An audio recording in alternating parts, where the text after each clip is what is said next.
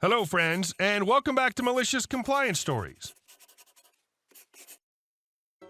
Karen's concentration in our video today is huge, so it's going to be crazy. As for our first story, the funny thing is that Karen wholeheartedly believed that everyone was going to be on her side. But before we begin, don't forget to subscribe to our channel if you're new here and turn on notifications so you don't miss a new video every single day. Here we go. Leave it to Karen to mess it up for everyone. This happened around 5 years ago. I was around 13 at the time. My cousin and older brother were going to be hosting the family reunion that year. It was the first time hosting for the both of them. It was held over 3 days, Friday, Saturday, and Sunday. Friday night was a small welcome party at my cousin's house. Saturday was sightseeing, followed by dinner and games at a local hotel. Sunday was church. My brother was only around for Saturday as he had to work Friday night, and he's not a church-going person. The restaurant my brother worked at was catering the Saturday dinner, so to save money, he enlisted some of his friends and girlfriend to help set up and serve. The prizes for the games included gift cards, gift certificates to the restaurant my brother worked at, and some other stuff. They were even raffling off a painting my brother's girlfriend did just for the reunion. She was going to college for art, I believe. It was absolutely beautiful, and everyone wanted it. My brother and his friends got to the hotel early Saturday morning to set up, then went to pick up the food from the restaurant. These guys did a great job as the dining hall looked amazing. Everyone had arrived by the time they got back with the food. The restaurant was on the northwest side of town, about a 30-minute drive depending on traffic. They set up and start serving. Now, I should point out that brother's friends were working for free. They still got to be a part of the festivities and meet and hang out with the family. This was also his girlfriend's first time meeting the family. Everyone was seemingly having a great time with one exception, Karen. She was my grandma's cousin, I think. Karen didn't like the fact that non-family was a part of our reunion, and she was very vocal about it. For the most part, everyone ignored her. That didn't last long, though. Karen decided that she wanted seconds on food and walks up to the food table. At this point, everyone was well into playing cards, chatting, or whatever. In her best, I want to see your manager voice, she goes, "Where are the damn servers? We're not paying them to sit around and have fun." Hope that you remember that Bro's friends aren't getting paid. She marches over to the table Bro, his friends, and I are sitting at and goes, "Either they do their damn jobs or they leave." My brother isn't fond of being talked down to or someone disrespecting his friends. He kindly explains to Karen that they were doing us a favor and are welcome to enjoy themselves as well. But Karen isn't having it. Instead of causing a scene, my brother just said, "F it." Brother to his friends, "Well, you heard the bee. I guess we gotta leave. Let's pack up and go to the bar." Without missing a beat, they stopped what they were doing and started packing up. All the equipment from the restaurant was loaded into cars, food was placed on the tables and started to go cold, decorations were taken down and loaded up. They'd loaded up whatever they could carry with them in 30-minute time. All that was left was tables, chairs, food, prizes, and the painting. They said their goodbyes and just left. Everyone is stunned by what they just witnessed. Leave it to Karen to F it up for everybody. With the mood soured, we held the raffle for the painting and called it a night. Luckily, my great-aunt won the painting. It's still hanging up in her house to this day. The aftermath. We as a group had to clean up the mess, just so my cousin could get his deposit back. My brother, of course, didn't show up for the church service. Then there was Karen. She was shunned because of her actions. She hasn't been welcomed at a family reunion since. Oh, I forgot, the painting was of the family farm in North Carolina. I recently found out that it's going to be passed down when my great-aunt passed. And our second story. I'm not going to be able to make it in today. Or tomorrow. Or the day after that. Or the day after that. I'd been there a little under a year, and it had become the opener. Basically, this meant that I was there about 2 hours before we opened with the manager on duty, usually the store manager. This new girl, NG, had been hired over summer break, and this was her first job. Obviously, we didn't expect her to know much about working a job and told her that small mistakes were fine so long as she learned from them. Well, we were in for a fun ride. Day 1. NG requested to come in at 1 instead of the usual time of 11 because she had one last class to finish. No problem. Lunch rush will be done and there'll be plenty of downtime to train her. She arrived at 1:10 saying her car broke down and she had to get a ride.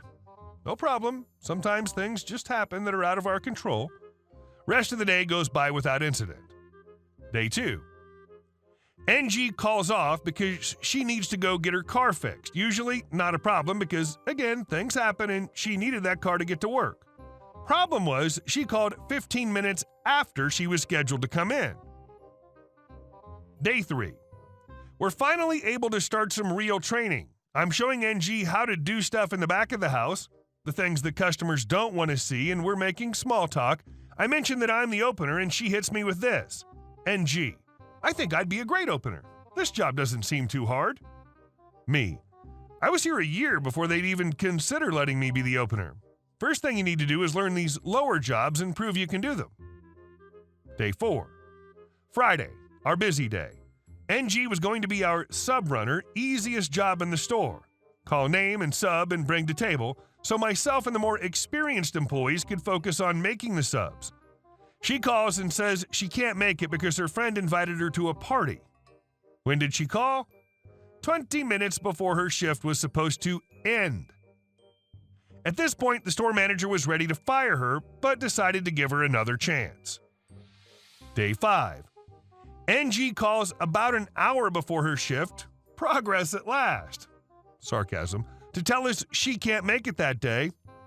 Well, that's it. The store manager has had it, so he tells NG that she's fired. She can't be counted on for anything, and that she needs to learn how to work before she can get a job. NG begs for one last chance. The store manager agrees, but tells her that if she calls off again, that she's fired. Day 6. Yep, you guessed it, called off about an hour into her scheduled shift. When she dropped off her uniform, she said that she had no idea why she was fired. NG, I can't be expected to just end my social life. My friends are more important than any job. Why can't the store manager see that? Me, get out. Just get out. That experience made me die a little inside. And she thought she'd be a good opener. No, you wouldn't. And our last story. Karen gets mad there's nothing vegan to eat at a barbecue restaurant. Backstory. I worked at a barbecue restaurant from when I was 12 to 20. My parents owned it, and I did everything from dishes, bussing, orders, food prep, alcohol, etc. I've done it all. Where I lived, the summer was the craziest. During every other season, it was dead. The summer saw all the crazies and stressed tourists, met some amazing people as well. Taking orders, I've seen, heard it all. I get if people have a bad day, they can't be as forgiving. However, this is not an excuse to be a jerk. Karen is entitled witch. S is entitled witch's kid. Me is me, dad is my dad. Scene 1. Blistering hot day. Line was out the door. This was a fast casual where you ordered at the counter. Everyone was running around trying to do 100 tasks at once. I was working the cash register, taking orders. Enter Karen and her son. Me. Hi, how you doing? Karen kind of brushes me off. Fine. Me. What can I get started for you today? Karen. Can my son and I see the vegan menu, please? Side note, keep in mind the menu was right behind my head with every item clearly displayed. Me. I'm sorry, ma'am, we actually don't have a vegan menu, but do you have any questions about other items? Karen. Well, what can I get here that's vegan? Last side note, she also wasn't standing with a husband or anyone else who looked like was going to order and may have brought them along with her. They were alone. Me. Really, the only thing we have is the side salad, and we could do that without croutons, i.e., everything's made with meat, dairy cooked in it? Karen. Well, I don't want a salad. I want something barbecued. Me, kind of stumped. I'm sorry, but that's the only vegan Karen, throwing her hands up and raising her voice. Well, what are we supposed to eat? Me. Karen. Absolutely ridiculous that you cannot cater to those who are vegan/vegetarian, etc. Me. I'm so sorry. It's just that we're a barbecue place that specializes in... Karen. Let me speak to the manager. At this point, the line is freakishly long behind her, and people are starting to stare and give her that WTF look. I go to grab my dad, who's unloading stuff from suppliers, and I told him what was going on, so he's already annoyed with the situation and knowing there's nothing he can do to help. D. Hi, I heard there was an Karen. We are paying customers, and it's ridiculous that you have nothing available for my son and I to eat. You are cutting a whole group of people out as paying customers, blah, blah, blah, blah, blah. Now, my dad is really accommodating and nice with customers, but press him and he will not be kind. Dad, ma'am, I'm sorry you feel this way. However, you walked into a barbecue restaurant. We serve barbecue. We're not a vegan place and don't claim to be. If you want vegan food, there's a great place down the street I can point the way to. The sign outside says barbecue, ribs, brisket, etc. That's what we sell. And to walk into some place demanding a service/product that we don't advertise is on you. Now, we can make you up a big side salad and you can enjoy our patio, but if you're going to yell at OP and disturb the peace of other customers, then I'd suggest the restaurant down the street. Karen, screeching, How dare you talk to me like that? Who do you think you are? We're never coming here again. You'll hear about it on Yelp. I'd like to speak to the owner. He'll hear all about this. Dad, I am the owner. At this point, the Karen kind of screams insults and then storms out the door.